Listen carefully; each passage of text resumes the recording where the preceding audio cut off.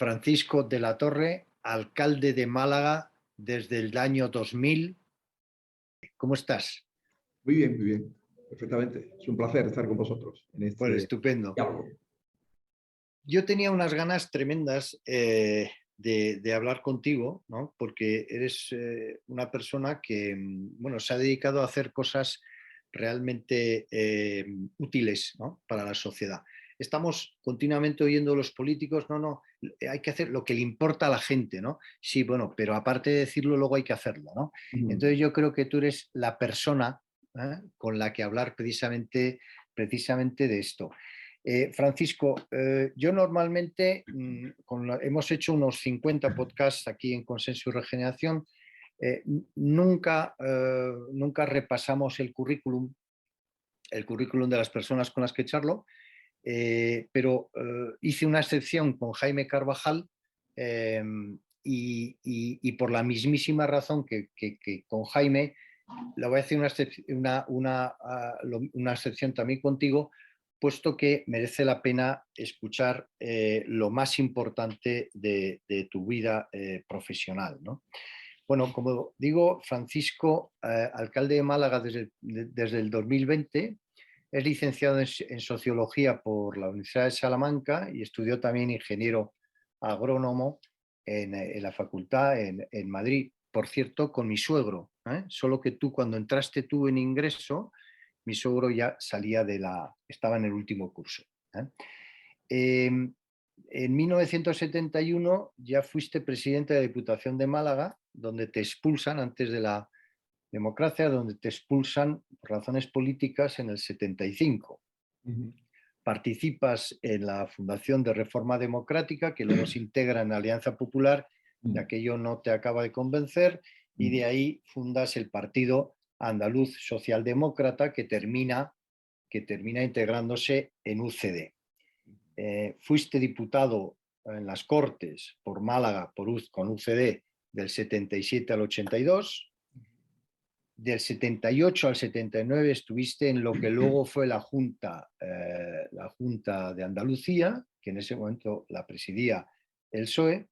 Y hay una cosa muy curiosa, ¿no? Que el famoso transistor del 23F fue el tuyo, ¿no? El que tú conseguiste. De esa manera se supo y sabíais durante el transcurso del golpe de Estado, sabíais lo que estaba sucediendo fuera, ¿no? E incluso el gobierno pues lo pudo saber a través de ese famoso transistor. Ahí estabas tú. En la década de los 80 apoyaste el proyecto reformista de Roca, y también estuviste con Suárez en el CDS. Fuiste uno de los responsables por tu expresión política y social que hiciste para que el AVE llegara a Málaga, que en principio no lo iba a hacer. Del 95 al 2000 fuiste teniente alcalde y concejal de urbanismo y otras cosas más, obras, transportes, con Celia Villalobos, de alcaldesa de Málaga, y ya en el 2000 eres alcalde. Y pasa algo triste, ¿no? Y es que al poco tiempo de tomar posesión matan a José María Martín Carpena, que era un concejal tuyo. Y al poco tiempo matan a tu cuñado, Luis Portero, fiscal jefe del Tribunal Superior de Justicia de Málaga, ¿no? Bueno, estoy seguro que eso te marcó, ambas tragedias, que luego haremos un comentario sobre la ley de memoria democrática que viene a cuento de esto. Conseguiste 3 mayorías absolutas por el PP en el año 3, en el 7 y en el 11, y luego una simple en el 15 y en el 19 con más votos, y ahí gobernaste con el apoyo de Ciudadanos, que también haremos un comentario porque los fundadores de Ciudadanos están todos en Consenso y Regeneración, y para mí Ciudadanos ha sido la mayor concentración de talento reformista que ha habido en este país, y por tanto una tragedia, ¿no? Que haya poco menos que desaparecido. Del 11 al 14 fuiste senador, o sea que has sido parlamentario, has sido senador, presidente de la Diputación, has sido concejal, teniente alcalde y alcalde, ¿no? En el aspecto político, pues no cabe duda que ha sido todo, ¿no? En aspecto cultural, ¿no? De Málaga, ya de alcalde, aquí hay algo extraordinario, ¿no? Por eso digo que merecía la pena pasar por este currículum, y también decía que tenía muchas ganas de hablar contigo, ¿no? Los que nos escuchen, que juzguen si mis ganas eran razonables, ¿no? Porque en aspecto cultural inauguras más de 30 museos, no 3, 30, ¿no? Los más conocidos, el Picasso, el Carmen Thyssen y el Centro Pompidou de Málaga y el Museo Ruso de San Petersburgo, que luego haremos una referencia al tema de Rusia. Bueno, todo eso pues, hace que Málaga, junto con una transformación urbanística total, en el que se peatonaliza, empiezas con la peatonalización de la calle Larios, la rehabilitación del casco viejo, del centro histórico, metro, y ahí todo tipo de hoteles, terrazas, restaurantes, bares, o sea, otra ciudad que hace, por ejemplo, que junto con la parte cultural, pues sea ya la ciudad, después de Barcelona, que más cruceros recibe, ¿no? Bueno, todo eso es algo que tú has hecho, ¿no? Tienes la Legión de Honor de Francia y la medalla Pushkin, que te la dio Putin y que tú, tras la invasión de Rusia tras la invasión de Rusia a Ucrania, devolviste la medalla. Luego, y con esto termino, fuiste uno de los promotores del PTA, del Parque Tecnológico de Andalucía en Málaga, que es una historia absolutamente extraordinaria que quiero hacer énfasis y hablar sobre esto, que se inaugura en el 92 con 8 empresas. El otro día cené con el presidente de la primera de ellas, que es Miguel Canalejo, Alcatel, que luego puso a un amigo común, a Miguel Iraburu, que se fue a vivir a Málaga, recuerdo perfectamente, y que fue el que dirigió Alcatel Málaga. Y el otro día me contaba que con el director del parque, que creo que debe ser el mismo, no solo eso, sino que además se fueron juntos a Palo Alto, a California, a promocionar, pues le pidieron a Alcatel, oye, si podías ayudar a traer otras empresas y tal, y se fueron a Palo Alto juntos, Miguel, con él, con el director del parque, a promocionar el parque. Había 8 empresas, 130 trabajadores. Hoy hay casi 700 y 20.000 trabajadores.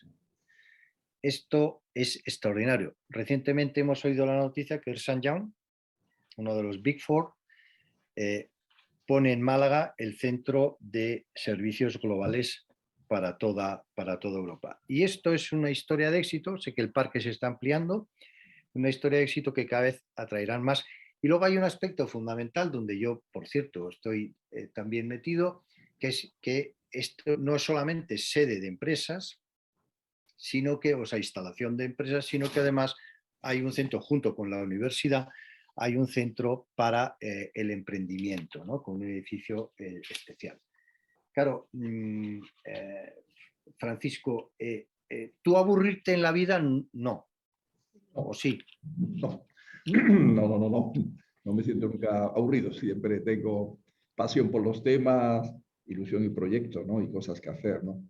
No, has hecho un resumen muy oportuno y completo. Evidentemente, si no te importa algunas pequeñas aclaraciones o matices, ¿no? Cuando yo me incorporo efectivamente me nombra presidente de la Diputación. En aquel momento no teníamos una España democrática, el 71. Quiero aclararte y aclarar a los demás seguidores de este programa de Consenso y Regeneración, que en Málaga el año 68 se produjo un movimiento asociativo muy potente de amigos de la Universidad de Málaga, porque se olvidaron de Málaga cuando se creó la Autónoma de Madrid, la Autónoma de Barcelona y la Universidad de Bilbao. Y del sur de España, de Madrid para abajo, ni una nueva creación. Málaga era una ciudad, en aquel momento la más grande de Europa, sin universidad. Y bueno, es un movimiento muy activo. Yo no estuve en él, yo estaba entonces trabajando ya fuera de Málaga, había terminado mi carrera, la cual he aludido, de doctor ingeniero agrónomo en el año 65. Había estado estudiando en Francia y luego trabajando en Córdoba. Pero mi padre, en paz descanse, ingeniero industrial, sí estuvo muy activo en aquel tema, ¿no? Desgraciadamente mi padre murió pronto, murió en 69. Y yo vine como consecuencia de eso, cambié mi lugar de residencia. Somos 8 hermanos, yo era el segundo, soy el segundo de la serie, digamos. Y los amigos de la universidad me pidieron que ocupara el puesto de mi padre, digamos, el hueco que le había dejado en la asociación. Y estuve activo en la asociación. Y ellos me lanzaron a la política de entonces, en el tercio de corporaciones del mundo local, para ayudar del mundo local al nacimiento de la Universidad de Málaga. Y de hecho ayudamos.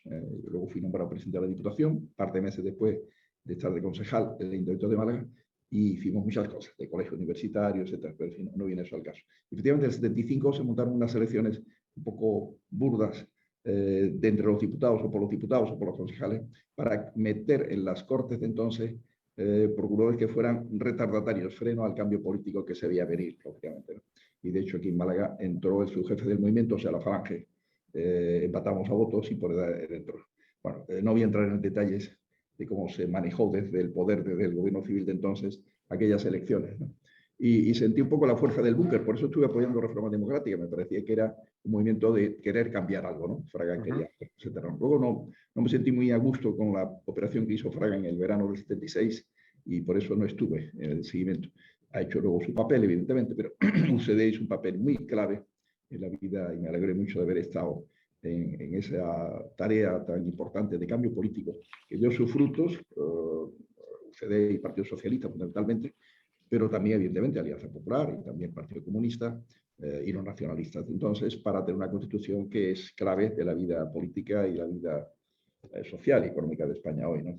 Eso, bueno, como pequeña aclaración. Luego, efectivamente, apoyé la Operación Roca. Me parecía que era bueno una incorporación clara del mundo catalán, ¿no? Se podía haber hecho de muchas maneras a la vida política, pero también con planteamientos que de Roca tiene muy buena imagen de la etapa de la transición. Me parecía que podía ser un activo importante a la vida política. Aquella operación, por muchas razones, no salió bien, evidentemente. Con el CDS no estuve propiamente, ¿no? Yo el CDS sí apoyé al gabinete de estudio que tenía el CDS en el Ayuntamiento de Málaga, digamos, pero algunos que otros informes muy leves, pero no en la militancia activa, no estuve afiliado. Y la Operación Roca fue algo fallido, evidentemente, ¿no? Luego realmente en ese tiempo estuve fuera de la política, desde el año 82 al año 95, ¿no? 95, Tele Villalobos me invitó a formar parte de la lista que yo iba a encabezar, de Partido Popular, ya Partido Popular, no AP, y estuve como independiente. Durante un año luego ya me afilié al Partido Popular, que ya estaba más centrado, ¿no? más cercano a las posiciones de ustedes. PP, a mí me parece que hoy es un poco el papel que hizo UCD en su momento. Pero eso es una historia ya de cómo hubiera sido la vida política en España si UCD hubiera seguido activo y no se deshace como se deshizo en los años quizá por no haber hecho el consenso post-constitucional, no solamente el constitucional, ¿no? La etapa del referéndum andaluz, si se hubiera hecho con consenso no hubiera pasado esa iniciativa autonómica, el desastre que supuso para UCD fue mortal, ¿no? Quedamos tercero en las elecciones autonómicas primeras de Andalucía, ya en la primavera del año 82, y eso fue el principio del fin del Estado democrático. El verano del 82 fue la dispersión, disolvió Carlos Sotelo. Debía haber disuelto antes, para haber convocado elecciones generales al mismo tiempo que las autonómicas del año 82, en mi opinión. Pero bueno, eso es también historia pasada. Sí, historia pasada y aclaración hecha, pero historia pasada muy interesante porque al final todas estas historias, primero está bien conocerlas y segundo sirven mucho, ¿no? Fíjate que has hablado de consenso, ¿no? Ya has hablado de un consenso para hacer la Constitución y un consenso para después de la Constitución. Bueno, pero es que esto que has dicho le cambiamos 4 nombres y seguimos en la misma, es decir, que entonces son no solamente el valor de las referencias históricas, sino que son los temas de siempre, ¿no? Los temas de siempre que algún día habría que abordarlos en España. Me gustaría precisamente también hablar de eso. Ese consenso, por ejemplo, no era solo para ese aspecto tan importante del título octavo, como íbamos a hacerlo, tipo el artículo 143 o 151. ¿De qué manera, no? Como las históricas Cataluña, País Vasco y Galicia estaban ahí y las demás, aunque fueran por un artículo u otro, trataban luego de igualarse, pero había una diferencia en alguna medida que culturalmente, desde el punto de vista del fondo cultural, evidentemente tendrían siempre diferenciada, ¿no? Pero el consenso también era para, por ejemplo, el tema local. Hemos hecho muy mal en España la descentralización. Hemos hecho descentralización hasta la región, pero de la región al ámbito local no se ha hecho nada. Las autonomías han retenido en su mano competencias que tenían de una manera muy lógica y natural que estar en el ámbito local, como están en Europa, ¿no? En Europa existe muy claramente acuñado el principio de subsidiariedad, que el Consejo de Europa lo tiene, digamos, creado, el Consejo que está en Estrasburgo, ¿sabéis?, que defiende los derechos humanos y las libertades en toda Europa, y que el principio ese dice más o menos que lo que puede hacer en un ayuntamiento, hágase desde el ayuntamiento y no desde la región. Y lo que puede hacerse y resolverse desde la región, hágase ahí y no desde el ámbito estatal. O sea, acercar el poder, las decisiones a la gente. Eso es clave en la democracia, para la transparencia, para el diálogo. Y en España no se hizo. Hemos creado unas autonomías centralistas, enormemente centralistas. En una autonomía uniprovincial, eso tiene menos importancia, pero una autonomía grande como la andaluza o la castellana, por ejemplo, no, la misma catalana, etcétera, en mi opinión, tiene importancia. Es mucho mejor un equilibrio mayor entre el ámbito central, el ámbito regional y el ámbito local. Más consensos que el de la educación. Haber hecho una gran reforma educativa inspirado en modelos como el finlandés u otros, pero que hubiera puesto a España en formación profesional y otro aspecto al día, ¿no? Vamos a ir con retraso siempre en esta materia. Otro consenso necesario, financiación de partidos. Igual que hay gente que tenemos la vocación política, dedicar nuestro tiempo a la acción de servir a los demás, servir al bien común con la política. También otros podrían decir, no, yo mi tiempo lo dedico a mi empresa, a mi actividad profesional, pero sí puedo aportar dinero, sin pedir nada a cambio, con transparencia, financiando a los partidos políticos. Hubiéramos evitado muchos problemas que han debilitado nuestra democracia, han debilitado a una estructura básica como son los partidos, ¿no? Bueno, son aspectos de consenso que hubiera sido bueno que en los años postconstitucionales iniciales hubiera seguido. Con UCD existiendo quizá se hubiera planteado más claramente. Y el Partido Socialista, que ganó las elecciones en octubre del 82 con una gran fuerza, con un gran desarrollo, quizás tenía que haber visto que le correspondía pilotar esos consensos claves y haberla acompañado, la Alianza Popular, haberla acompañado en ese consenso clave y fundamental para las andaduras de estos años. No me quiero extender más, solo aclarar también que mi etapa en la Junta fue la Junta Preautonómica, la que presidía un gobierno de concentración, pero fíjate qué competencias tenía. Me acuerdo del presupuesto, yo era el consejero de Hacienda, 100 millones de las antiguas pesetas, 600.000 euros de euros. Era, no había competencia, era, no se puede era hacer más mucho. crear la imagen, la realidad y tal, ¿no?, del tema, ¿no? Yo siempre les hablaba de que había que crear también una capitalidad que no fuera una de las grandes ciudades para hacer una apuesta de cohesión entre todos, ¿no? Una capitalidad como la Antequera, igual que Mérida, que Extremadura, o Santiago de Compostela en Galicia, etcétera, ¿no? Pero bueno,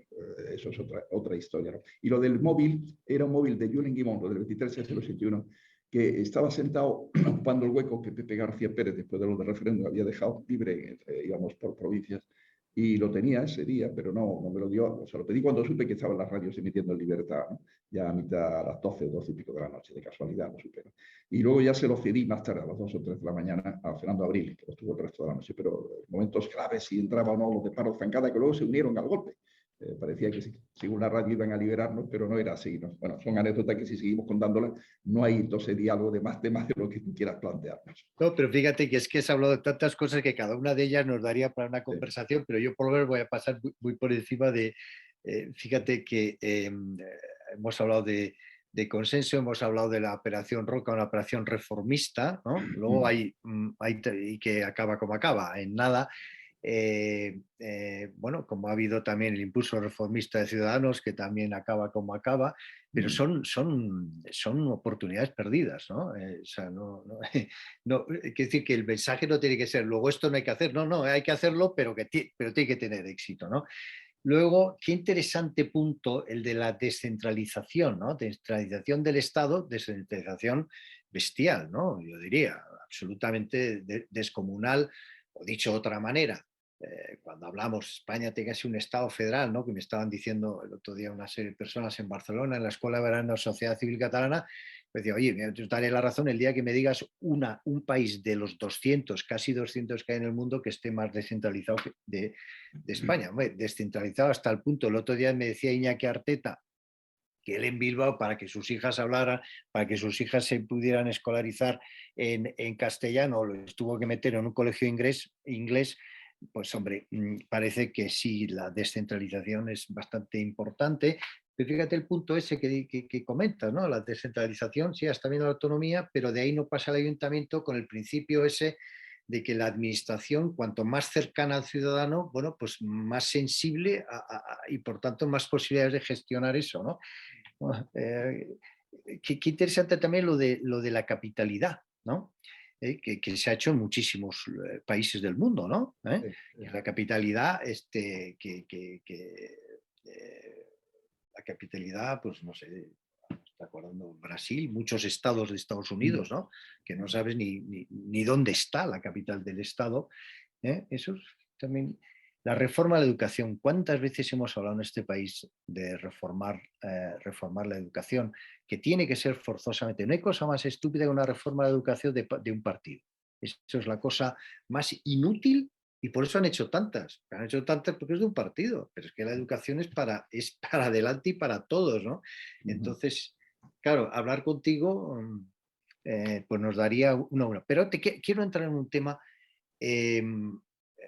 Nada más ser alcalde, matan a tu concejal y luego a tu cuñado. Sí. ¿Qué fue aquello, Francisco? Fue muy duro, fue tremendo, fue tremendo. Fue el mismo comando, además, se supo luego, ¿no? El comando que en Málaga mató a Martín Carpena fue el que mató en Granada a Luis Portero, que era fiscal superior del Tribunal de Andalucía, en aquel momento, ¿no? Y fue una tragedia para todos. En Málaga se supo reaccionar muy bien. Recuerdo la reacción de Málaga porque la vi como alcalde, ¿no? Granada también, ¿no? Evidentemente, pero quiero decir la reacción de la gente, la manifestación que hubo, la sensación de que podíamos desde la fortaleza del Estado Democrático derrotar a ETA, ¿no? Así lo dije en las palabras y al final de la manifestación popular de apoyo a la familia, de rechazo de la violencia absurda de ETA. Yo que había vivido en los años de la transición, los años durísimos, los años de plomo de ETA del 78, 79, 80, ¿no? Que trataba de bloquear, de parar la transición clarísimamente, ¿no? Nunca entenderemos cómo no había una reacción más dura desde los, vamos a decir, partidos nacionalistas vascos democráticos sobre este tema, ¿no? Tenía que haberla habido también, ¿no? Más clara. Fueron años en que buscaban sacudir los cimientos de un Estado que se estaba tratando de consolidar como una democracia que nacía, ¿no? Y siguió después con los chantajes en relación a acercamiento de presos hacia personas. Había pasado, ahora se ha hecho 25 años recientes de lo de Miguel Ángel Blanco, ¿no? De concejal de Ermua, ¿no? Fue tremendo aquellos años. Y poco después de muchas de fichas, si lo de Blanco fue el 12 de julio, lo de Carpena fue el 15 de julio, sufrimos aquí ese atentado, ¿no? Oye, Francisco, y Sí. ahora nosotros acabamos de hacer un podcast sobre la ley de memoria democrática, ¿no? Sí. Con Iñaki Arteta, el director de cine de Bilbao, y con Eduardo López Dóriga, que es el presidente de Sociedad Civil Navarra, ¿no? Sobre la ley de reforma democrática, ¿no? ¿Cómo te sientes tú cuando lo firma, lo apoya Bildu a condición de hacer una comisión que investigue el abuso de derechos humanos a personas que lucharon por la consolidación de la democracia? Y estoy diciendo letra a letra lo que dice del 78 al 83, el 78 al 83. O sea, Bildu pide que se investigue los abusos de los derechos humanos del 78 al 83, cuando del 78 al 83 ETA mató, no sé, cientos de personas, ¿no? Sí, sí. Esto, no sé, esto es... Es chocante, es algo más que chocante. Llama poderosamente la atención que se haya hecho ese pacto, ese acuerdo, y se haya buscado los votos de Bildu, que son los herederos de los que apoyaban a ETA, de HB, en años atrás, en los años que estamos comentando, del 2000, etc., para sacar adelante una ley que tiene, no tiene sentido planteado de esa manera. Yo estoy totalmente de acuerdo. Nosotros en cuanto a recuperar la memoria de víctimas de un y otro bando en la guerra civil, lo hemos hecho en Málaga, antes de ninguna ley, simplemente por pura lógica, porque en un cementerio de Málaga, en el cementerio de San Rafael, había habido fosas, lo que llamaban fosas comunes, de víctimas de la represión republicana, o sea, de los años que hubo de desorden y de asesinatos sin control, esa es la palabra, desde julio del 36 a marzo del 37, que Málaga es incorporada a lo que entonces se llamaba el bando nacional, pero entonces hubo también una represión no republicana, represión nacional o nacionalista, como vamos a llamarle, que causó muchas víctimas también, ¿no? Si había habido 1000 y algo enterrados en las fosas de San Rafael, en la etapa que me he referido antes de represión republicana, luego hubo 2000 o casi 3000. Nosotros tenemos allí una pirámide que recoge los restos de estas personas en pequeños ataúdes, ¿no?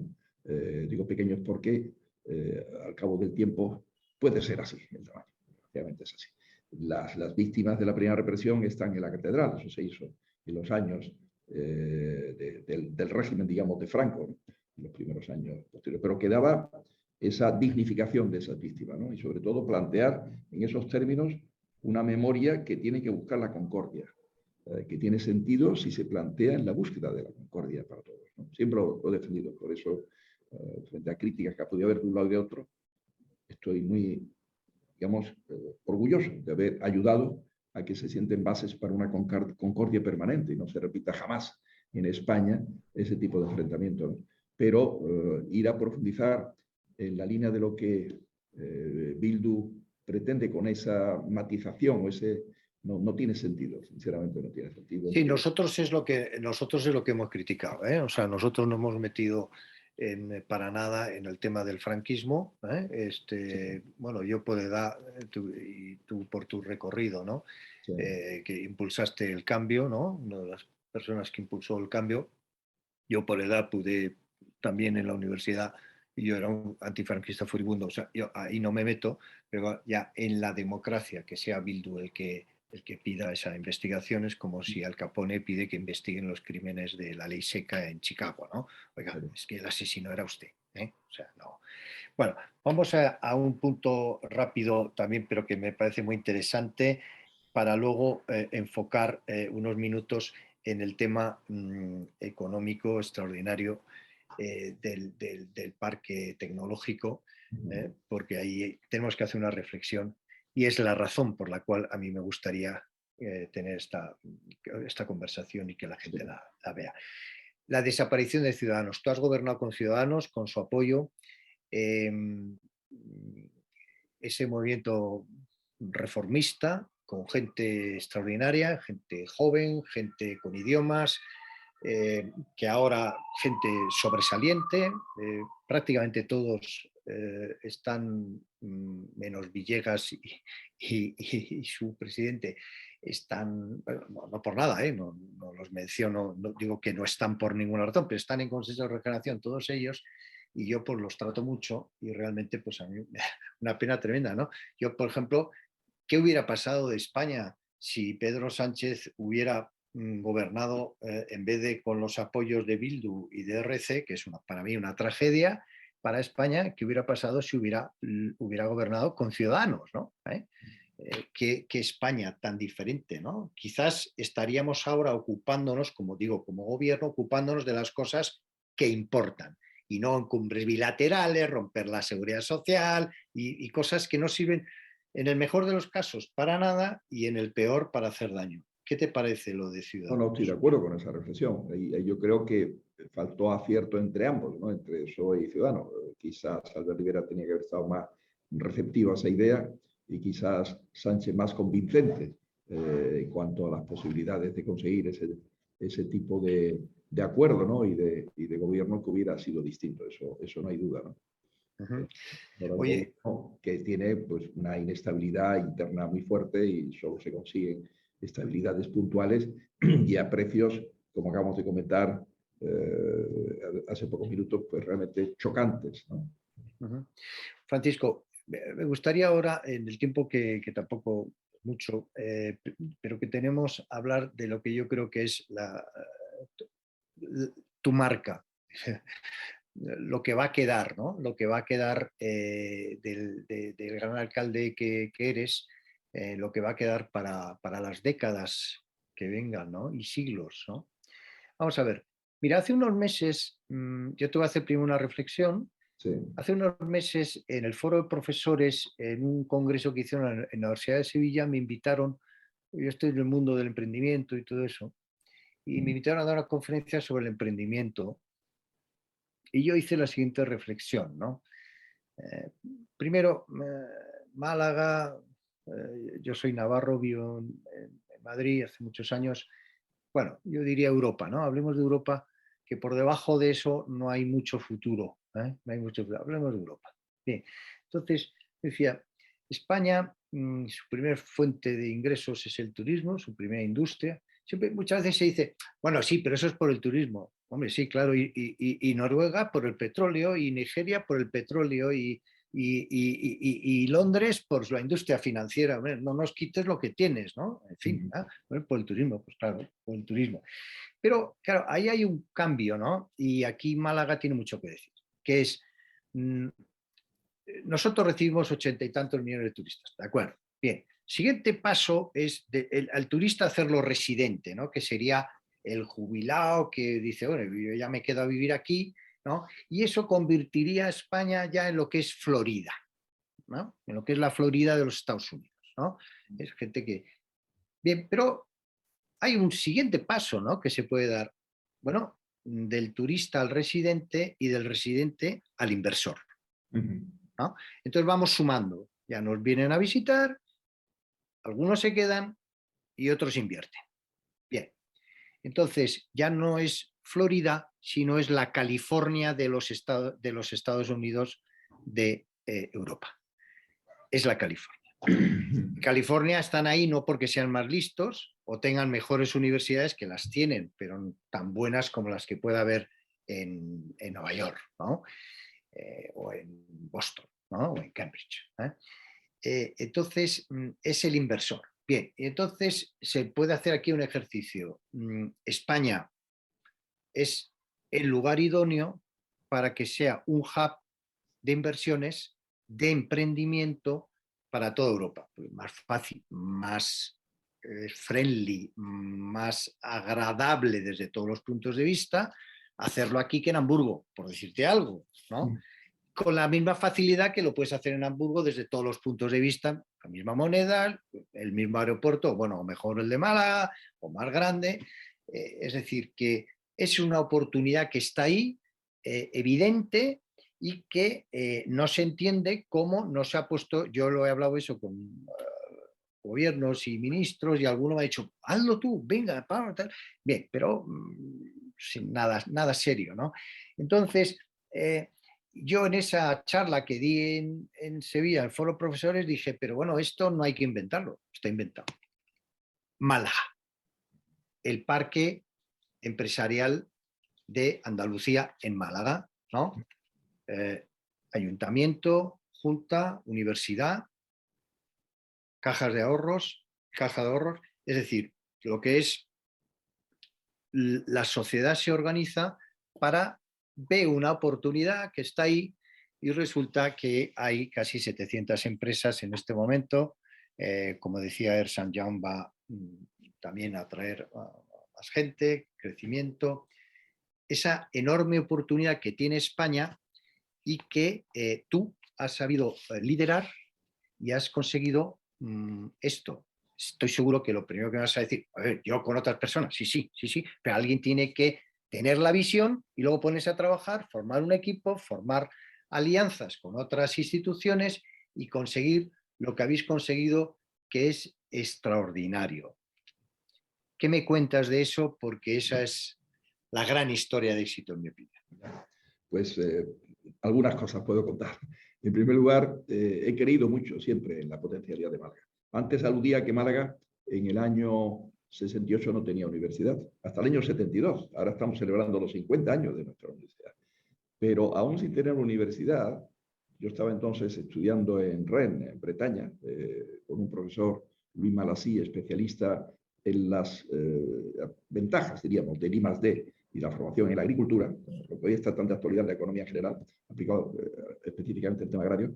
Y me acuerdo que leía, tuve noticias de un libro de Servan Schreiber. Servan Schreiber fue el director del Express, una revista política y de economía, de actualidad, semanario, en Francia, de una gran capacidad de influencia en el situado un espacio centro-izquierda, diríamos. Y hizo un libro que se llama El desafío americano, El défi américain. Y en ese libro Servan Schreiber se preguntaba en relación justamente al fenómeno que se estaba ya produciendo en California y también un poco en la carretera de Boston-Nueva York.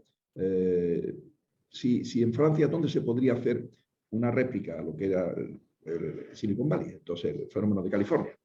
Y él apuntaba a la Costa Azul. Y de hecho, en el parque de Sofía Antípolis, entre Niza y Antibes, hay una creación que trata de ser algo parecido a lo que es California. Yo pensaba entonces claramente en nuestra costa malagueña, de la cual, pues, ya, aún sin tener universidad, sí teníamos referencias claras desde el punto de vista del clima, de las ventajas de la maravillosa luz de Málaga, etc. Soy un enamorado de la capacidad de los atractivos naturales de Málaga. Sí, esos atractivos naturales los incrementamos, dotando de servicios de calidad, dotando de una oferta cultural potente. Esa conectividad que tenemos gracias a un aeropuerto, una vocación turística ligada a la costa, pero que también la estamos fortaleciendo con la vocación turística de la propia ciudad, ¿no? Una apuesta clara por la cultura que favorece el turismo de congreso, turismo de ciudad, y que permite que la gente conozca Málaga, se enamore de Málaga y también puede atraer talento. Esa visión, la verdad, lo he tenido siempre. Lo hemos hecho entre todos porque tenemos un plan estratégico en la ciudad que viene desde los 90, viene inclusive de antes del 95, de la primera presencia de nuestro partido en la ciudad, pero yo colaboré en ese plan estratégico desde fuera, a través de la Asociación de Estudio de Desarrollo Integral de Málaga, ISDIMA, y planteamos el tema del AVE y planteamos una apuesta clara por la universidad en la línea de lo que ya se venía trabajando en aquella asociación a la cual hice referencia de los años final de los 60, principios de los 70. ¿No? He tenido claro que Málaga tiene una capacidad muy natural, muy buena de atraer talento, de atraer emprendimiento, ¿no? Y eso se está demostrando con la realidad, ¿no? Si Alcatel, aludías a Alcatel, heredera de Sitesa, se monta en Málaga en aquellos años, creía por esa capacidad en alguna medida, ¿no?, de atracción de cierto talento. Lo que pasa es que la base natural de una ciudad sin tener una universidad era insuficiente y sin tener también toda España una FP adecuada, porque es muy bueno tener una formación profesional adecuada con formación dual, ¿no? Has aludido a Hamburgo, a Alemania. Alemania no tiene el clima nuestro, que tiene una calidad en formación profesional extraordinaria que España no tiene. Y eso lo necesitamos también, porque no solamente se hace grande el emprendimiento y el avance de un territorio con los egresados de la universidad, también con los egresados de la FP. En Alemania hay muchos casos de presidentes de grandes empresas que vienen de la FP. Y conozco algún caso de origen español, que el grupo automovilístico Volkswagen hizo ese milagro, vamos a decir, de promoción personal, perfectamente fácil. Esa facilidad se puede conseguir también, con lo cual tendríamos más aprovechamiento del talento natural que tiene España, ¿no? Yo creo que la clave va por ahí, ¿no? Yo he creído profundamente en eso. Pienso que toda España, que toda Andalucía tiene cualidades, pero en Málaga son más acusadas, ¿no? Más potentes. Tenemos una serie de ofertas que se han ido sumando de colegios internacionales, de campos de golf, de cerca una estación de esquí como la de Sierra Nevada, de Granada, que también tiene esa ventaja, por decirlo de alguna manera, esa conectividad a la que me refería, y se crea una dinámica muy positiva. El parque tecnológico ayuda a ello. Yo lo hubiera ubicado más cerca, con visión al mar, con visión al mar. Yo creo que el de Sofía Antípolis, que no conozco más que de mapa, visión al mar seguro que tiene, pero porque tiene un recorrido amplio de espacio, lo que podríamos llamar la corniche, ¿no? El espacio de atrás de la propia Costa Azul, por las situaciones de mapa que tiene. En Málaga tenemos algunos espacios para ello también. De hecho, hoy, además del atractivo del parque, está la propia ciudad. Muchas empresas que vienen aquí buscan espacios en la ciudad. Y uno de los retos que tenemos es conseguir tener una oferta de oficinas más importante a la que tenemos en la propia ciudad. No solamente la oferta de oficina, que es importante en el parque tecnológico, Málaga Tech Park, sino en la propia ciudad, ¿no? El parque ha producido también una fundación, Fundación Innova, Instituto Ricardo Valle, el nombre de un gran director de Escuela de Telecomunicación de Madrid, luego de la de Barcelona, malagueño, por cierto, Ricardo Valle, que va en la línea de sumar colaboración público-privada para hacer algo parecido a lo que Tecnalia ha supuesto para el País Vasco, hacerlo también para Málaga, Andalucía y vocación española en general, ¿no? Todo el amplio abanico de las nuevas tecnologías, de la microelectrónica, muchísimas aplicaciones, ¿no? La verdad que hay un poco más límite que territorial, lo que nos quepa, ¿no? No podemos pasarnos en territorio y tener una visión metropolitana. Lo que esos atractivos de Málaga son compartidos con el espacio metropolitano. Tenemos que saber conectarlo desde el punto de vista de la movilidad sostenible con transporte público, etcétera, para que pueda también tenerse, y el trabajo ayuda también a ello, a tener esa conectividad de gentes que vienen a Málaga o vienen a su entorno, y que luego la empresa dice, pues si los teletrabajadores están en Málaga, monto en Málaga la oficina para Europa, ¿no? Se la ha pasado a Globant, una empresa argentina de software que tiene vocación internacional, europea, se cotiza ya en la bolsa de Nueva York, en Nasdaq, y que eligió Málaga por esa razón, porque los teletrabajadores habían ellos elegido Málaga, ¿no? Esa realidad está ahí. Yo me siento orgulloso de que Málaga, entre todos, hayamos conseguido una buena colaboración institucional. Hemos conseguido que, aun siendo de color distinto en un momento determinado la Junta, en este tema se colaborara. ¿Que podía haber sido más? Yo creo que sí, porque nuestro parque nació el año 92 cuando nacía también Cartuja, pero lo natural es que hubiera nacido el 86, cuando nacía el de Sant Cugat, de Valles en Barcelona, o Zamudio en Bilbao, o Tres Cantos en Madrid, que era el año que entramos en Europa, y eso facilitaba mucho la capacidad de absorción por estos parques de empresas de fuera que decía, entremos en Europa con España al tiempo y en unas buenas bases tecnológicas, ¿no? Pero lo que antes hablamos, el centralismo autonómico no conocía las cualidades de cada territorio, no aprovechó la potencialidad de Málaga. Fíjate que Málaga es una ciudad magnífica para haber acogido agencias europeas, pero todavía no tenemos ninguna. Agencias europeas hubieran estado encantados aquí. Y además es lógico que sean ciudades no capitales autonómicas, ¿no? Para equilibrar los temas administrativos. Y el año 86 no teníamos ninguna. Las que vinieran tenían que ir a España, las que se crearan en aquel momento, y fueron a Alicante y Bilbao, que son ciudades no capitales autonómicas, pero Málaga quedó fuera. Desde Sevilla no entendían esa potencialidad de la ciudad para atraer talento también de burócratas o burócratas funcionarios europeos que se hubieran sentido muy productivos y muy felices en nuestra ciudad. Fíjate que yo quería dos ideas, ¿no? Primero, escucharte a ti, ¿eh? Como protagonista fundamental de este ejercicio de visión que empieza con tus estudios en Francia, en donde te hablan de la Costa Azul y dices, bueno, ¿qué azul? ¿No? Sol, ¿no? Costa Azul, no, Costa del Sol, que es mi tierra, y lo hago aquí, y ahí empiezas toda esa transformación que es integral, ¿no? Porque todo esto viene, si se dan muchas cosas a la vez. Muchas cosas a la vez, tú decías el clima, la luz, el aeropuerto, la cultura, el AVE, la universidad, hoteles, servicios, son muchas cosas. Has hecho una referencia extraordinaria al tema de la formación profesional, que eso evidentemente es algo urgente, ¿no?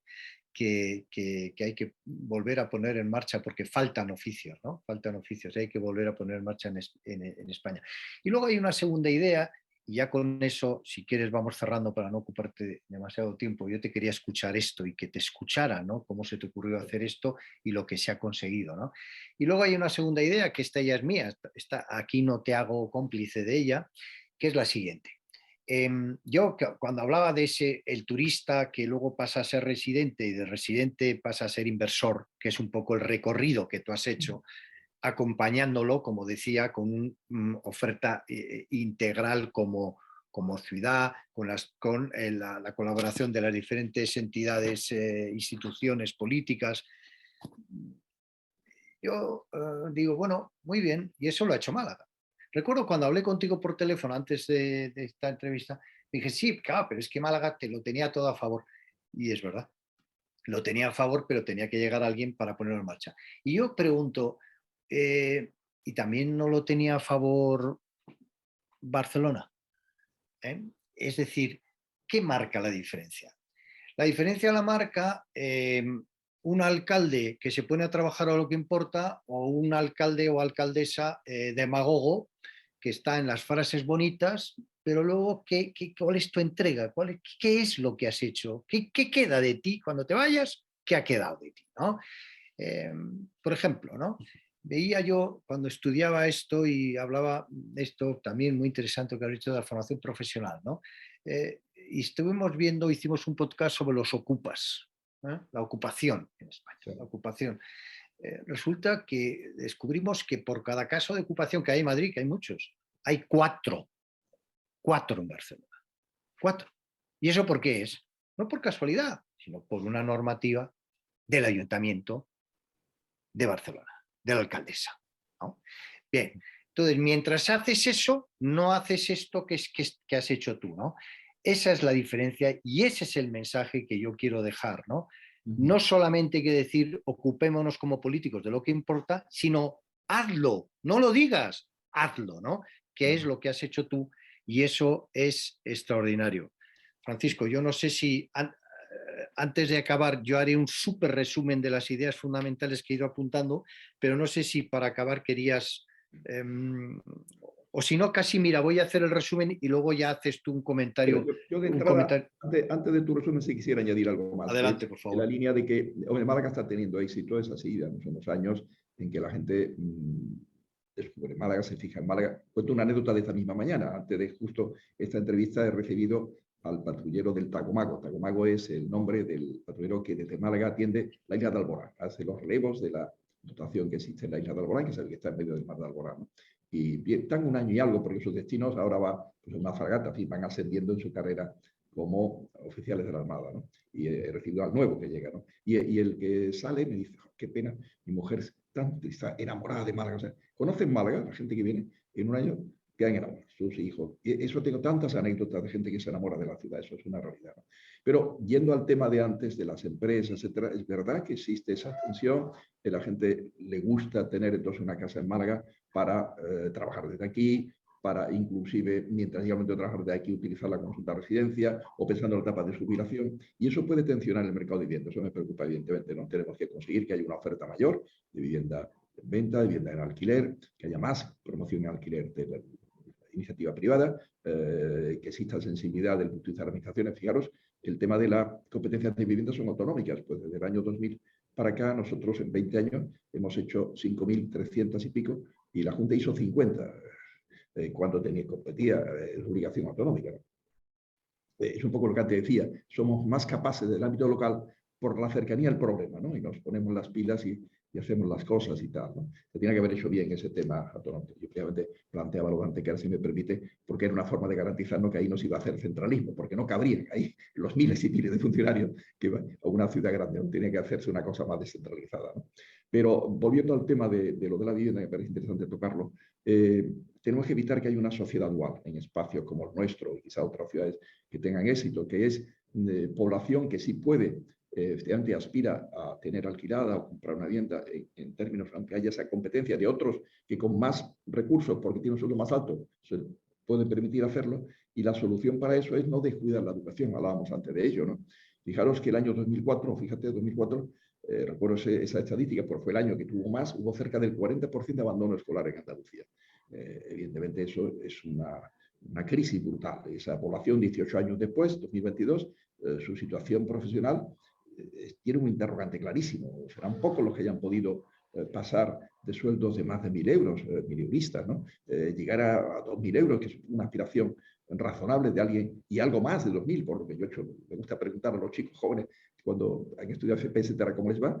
Con una buena FP se puede conseguir ese tipo de nivel salarial y por tanto aspirar a formar una familia, etcétera. Y entonces hay menos abandono escolar, hay un círculo virtuoso. Si la FP va bien, insisto en esta idea, la ilusión de hacer la ESO para poder ir a una FP que te abra camino, aquí hay puestos de trabajo que no se cubren, la construcción, el sector de restauración y en temas tecnológicos, porque no existe oferta suficiente de gente preparada, ¿no? Entonces, conseguirlo eso es clave, es fundamental, ¿no? Para que haya, aprovechar, digamos, ese interés por una ciudad para subir todo, no que se nos quede población al margen. Era muy importante haber hecho ese gran esfuerzo de educación y es urgentísimo hacerlo. Ahora mismo pondré el acento en la FP, como hemos dicho antes, pero en general, estando atentos de que ese éxito de la FP, una FP dual de calidad, pueda arrastrar en positivo también a la ESO y no haya abandono escolar, para evitar esa separación sociológica, digamos, dentro de una propia ciudad, lo cual no es bueno, evidentemente. Sí, fantástico, fantástico pensamiento. La ciudad no dual, ¿no? Que viva el éxito que hablamos, ¿no? Incluso el glamour, con la gente pues, que abandona sus estudios y que, bueno, muy presente en algún vecino tuyo de Andalucía, ¿no? Que a mí me da mucha pena y que conozco bien. Bueno, voy a hacer, Francisco, un resumen súper rápido y luego te doy la palabra para la última intervención. Nos hemos ido muchísimo de tiempo, pero es que hay tantas cosas que hablar contigo que es imposible hacerlo sin defraudar a todo el mundo que nos vaya a escuchar, oye, que no le dijiste nada de esto y de esto. Pues entonces había que hablar de muchas cosas. Bueno, resumen súper rápido. Has hablado de consenso muchas veces, consenso para la Constitución, consenso postconstitucional, ¿no? Y ahí ponías el tema de la desaparición de UCD, que yo también conocí, la operación Roca, ¿no? ¿Cómo se llamó? Aquella operación reformista. Yo siempre pienso que habrá un espacio para estas operaciones Roca, Ciudadanos, para el esfuerzo reformista, ¿no? Escuchándote a ti, tú eres un gran reformador. Tú eres un gran reformador, ¿no? Y por eso es lógico que hayas estado o con o en las operaciones reformistas que ha habido en España. Muy interesante ese pensamiento tuyo de la descentralización del Estado a las autonomías, pero de ahí no ha ido al ayuntamiento y ponías varios ejemplos cómo el ayuntamiento puede gestionar mejor por la cercanía, ¿no? Con el ciudadano. Y eso, claro, pues en una Andalucía tan grande, pues ahí tiene más importancia que en una autonomía que sea uniprovincial. Eh, Has hablado de la reforma a la educación, ¿no? Eso también tiene que ser consensuada. La reforma de la financiación de los partidos, políticos, ¿no? Que por cierto sería también una manera de evitar la corrupción, que ha habido en todos los partidos, Es evidente. que sea legal. Bueno, oye, a veces ponemos ejemplos de otros países, ¿no? Yo no digo, o sea, Estados Unidos es un ejemplo de muchas cosas, ¿no? Y de otras no, ¿verdad? Y de otras no, pero aquí, bueno, pues las empresas dan dinero a los dos partidos, siempre. A unos le dan más que a otros, pero siempre le dan y ahí está, publicado. Oiga, este es mi dinero y les pago a los dos, ¿no? A mí, has hablado de la capitalidad, también muy interesante, ese pensamiento de que podía estar no en Sevilla ni en Málaga, ¿no? Sino quizás en un tercer lugar. Eh, hemos hablado también de la ley, hemos hecho una referencia a la ley de forma democrática. Fíjate que muy interesante cuando dices en el 68 no había universidad en Málaga, ¿no? Y ahora lo que hay, ¿no? Ahora lo que hay. Eh, y luego, pues poner en valor el parque tecnológico de Málaga, que es un esfuerzo integral de ciudad para conseguir que eso tenga éxito. Ha mencionado varias veces todo el tema de la formación profesional, la formación dual, ¿no? En empresas, que eso yo estoy en el círculo de empresarios, llevamos décadas, diciéndolo. Eh, y claro, también has hablado de algo que también es muy interesante, ¿no? Que tiene que haber, claro, más ofertas de oficinas porque la historia de éxito, el éxito trae a más éxito, más empresas y ahí se puede preparar, como de hecho va a haber en España, hay en España y más en lugares como Málaga, una tensión habitacional, ¿no? De falta de vivienda, es un problema de toda España. Y has terminado con un pensamiento que me ha encantado, que es no hacer la ciudad dual, ¿no? Que eso es ahí donde fracasan pues, grandes ciudades de los Estados Unidos, ¿no? Donde ves el éxito, Nueva York, ¿no? Nueva York, donde ves el éxito y la pobreza, ¿verdad?, de Sierra Leona. Wall Street y Sierra Leona en la misma ciudad, ¿no? Y perdón por lo de Sierra Leona, ¿no? No hacer la ciudad dual. Y ahí entonces no te quedas ahí, sino dices, y para eso tienes una serie de puestos de trabajo que no se cubren, tienes el tema de la formación profesional y tienes la universidad, que esos son los ascensores naturales para que no sea dual, para que no sea dual el have y el have not, ¿no? Sino todos hemos tenido una oportunidad y que sea el talento y el esfuerzo lo que nos separa y no de dónde uno viene, ¿no? En fin, Francisco, te doy ahora la palabra. Extraordinario escucharte. Hemos hablado de todo. Yo hubiera estado aquí toda la mañana, pobres malagueños que les vas a desatender por mí, pero qué cantidad de cosas para hablar contigo en la conversación. Son personas como tú, ¿no? Grandes reformistas que se ponen a trabajar en lo que importa de verdad y eso es con lo que yo me quedo. Yo te lo agradezco desde Consenso y Regeneración que haya sido esa persona que aparte de decir que hay que hacer lo que importa, luego lo hace. Y todo eso con un éxito que está ahí, evidente, que no es político. Consenso y Regeneración hay gente de derecha y de izquierda. No pongo en valor ni la derecha ni la izquierda, sino una persona que ha traído resultados para la ciudad, para España y sobre todo las buenas prácticas. Copien, a Málaga. Yo me quedaría con eso. Francisco, una última intervención. ¿Qué nos dices? Pues muchísimas gracias, Joaquín, por este resumen que has hecho tan bien, bueno, y te agradezco tus opiniones tan amables y positivas, ¿no? Que acabas de pronunciar. Añadiría sobre, no matiza tus palabras, sino las mismas mías, añadiría lo que dije de la descentralización, que si alguien se preocupa de que el ámbito local hay municipios pequeños, que los hay, evidentemente, para eso están las diputaciones, para ayudar justamente a atender bien las necesidades, las competencias actuales o las competencias que hubieran tenido más reforzadas si se hubiera hecho ese paso del escalón regional al escalón local, de las que, de una manera lógica, pueden ser hechas. Viviendas, a la que he aludido, pero también las políticas activas de empleo, las instalaciones deportivas, la política cultural, la política social, inclusive todo eso. Y quizás hasta la educación primaria, es un tema ya a discutir, pero hasta eso porque es clave para el futuro de las propias ciudades, ¿no? Lo de Antequera lo planteaba porque era una forma de, efectivamente, evitar la tentación del centralismo. Tenías que apoyarte en el conjunto del territorio, hacer una ciudad mediana, y por ser lugar de cruce del eje Córdoba-Málaga y del eje Granada-Sevilla, que articulan, de hecho, a Andalucía, ¿no? Y está más centrada geográficamente, ¿no? Y porque no pareciera que era, desde luego, se podía crear hasta que era distrito federal, si me permite, como símbolo parecido a lo de Washington Distrito Federal, de alguna manera. Era como una especie de apuesta conjunta de todos, de que nadie tuviera reservas si se caía en el centralismo, que podía ocurrir, y de hecho ha ocurrido, ¿no? De que entonces es difícil para un gobierno, estando de una ciudad grande, hacer las cosas bien para todos, ¿no? Porque en Estados Unidos las capitales federales no son las grandes, precisamente para que el poder político no esté condicionado por los poderes económicos, etcétera, que puede haber en las ciudades grandes. Más o menos eso es lo que tengo entendido, ¿no? Y luego, por otra parte, el tema de la formación profesional, efectivamente, es clave, es fundamental, es esencial para poder avanzar en una línea de ascensión, de respuesta rápida a las necesidades también de la sociedad, pero no solamente la dual, es decir, no solamente que las empresas estén abiertas a las prácticas de los alumnos de FP, pagando algunas cantidades moderadas, pero que sean estimulantes también, sino que hubiera una adaptación de los currículos. Los currículos de la enseñanza nuestra en España tardan mucho tiempo. Una vez la Fundación Belsteman, que es, la conocerás, una especializada en FP, la en Europa, me decía que en España tardan 10 y 11 años en producir de la FP, la formación, lo que demandan las empresas y la sociedad en general, ¿no? Y en Europa 1 año para conseguirlo. Bueno, ya una ventaja, ¿no? Estamos perdiendo competitividad absurdamente, ¿no? Tenemos que hacer cosas que, siendo baratas, podamos pagarnos, que es adaptar los currículos y el profesorado, adaptar las empresas a esa mentalización de la juventud, aprovechar lo que tenemos, sacarle más partido a lo que tenemos.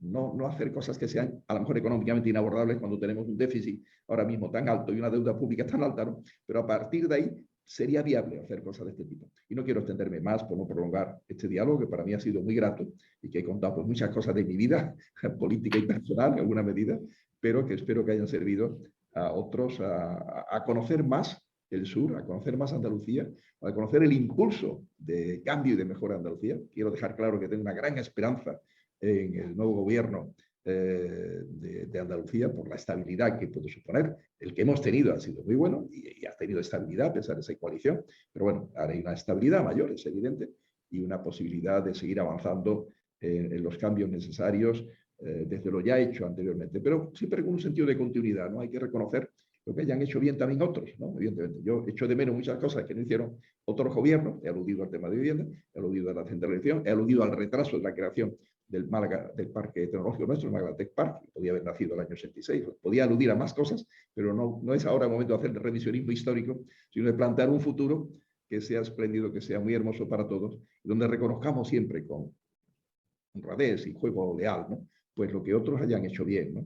Pero hagamos las cosas aún mejor, que se pueden mejorar bastante, por supuesto que sí. Espero que mis palabras sean útiles para algunos. Nada más. Muchísimas gracias a todos. Bueno, tus palabras, Francisco, van a ser útiles y cada vez que hablas sacas temas extraordinariamente importantes, ¿no? Para España, el tema de los ayuntamientos, el número de ayuntamientos, diputaciones, ahí esto os daría para otra charla. Has dicho una cosa extraordinaria, ¿verdad? Que nos hemos cansado muchos de decir en diferentes foros, ¿no? España con una deuda pública, etcétera, no puede hacer una serie de inversiones, pero se pueden hacer cosas que no, cuestan poco dinero, ¿no?